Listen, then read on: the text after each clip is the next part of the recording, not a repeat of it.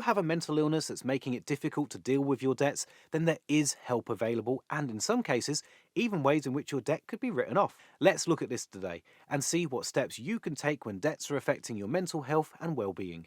You might or might not be surprised to learn that debt can have a significant impact on your mental health. When you're missing payments, the stress and anxiety of having unpayable debt hanging over your head can be overwhelming. Many people in debt have reported that their mental health issues have worsened as a result of being in debt. In fact, the relationship between mental health and debt has been so commonly observed that a proper medical term, debt stress, has been coined to represent the debilitating mental impact of debt. One option is to contact your creditors and ask them to write off your debts. Whether you want to inform your creditors of your mental health issue is entirely up to you, but if you do, it might help with negotiations. Your creditor may understand your situation and offer a variety of options to help you deal with your debt. While they may not write off the debt entirely, they may agree to not employ debt collectors, to not contact you at specific times, to give you extra time to deal with your situation, or even bring in specialists to deal with you and your situation. Can you get debt written off due to mental health? There are no laws to say a company or creditors must write off your personal debt if you have a long-term mental health problem. However, in limited cases, the creditor may decide to write off smaller debts owed by vulnerable people.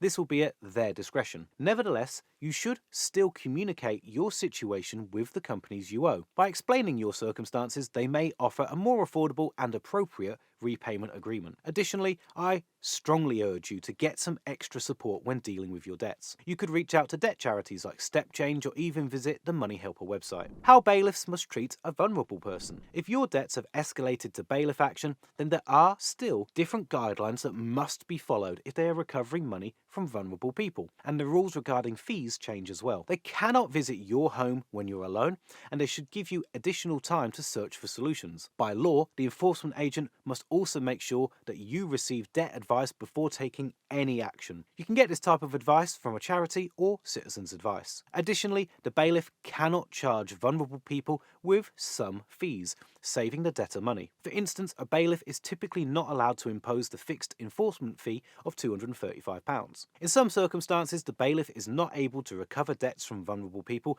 and it will be passed back to the creditor. But who is classed as a vulnerable person? You may be classed as a vulnerable person if you are either pregnant, a single parent, or have young children at home, seriously ill, disabled, of elderly age, of young age, not fluent in English, recently injured, recently unemployed and now receiving DWP benefit, mourning the death of a loved one, and if you have mental health problems. If you suffer from mental health problems, you should inform the enforcement agent company immediately. Their contact details can be found on any letters you receive or their webpage. You may need to provide evidence, such as a doctor's note. If the enforcement agents do not accept your evidence of a mental health illness, you can complain or ask citizens' advice agents to communicate with them. This has proved successful for vulnerable people in this situation before. If your mental health issues are affecting your credit score, it may be a good idea to include a notice of correction in your credit report. This is a passage that explains the reasons behind your credit rating or any contextual information that you want to include in your credit report. For example, if your poor credit score is primarily due to your mental health illness,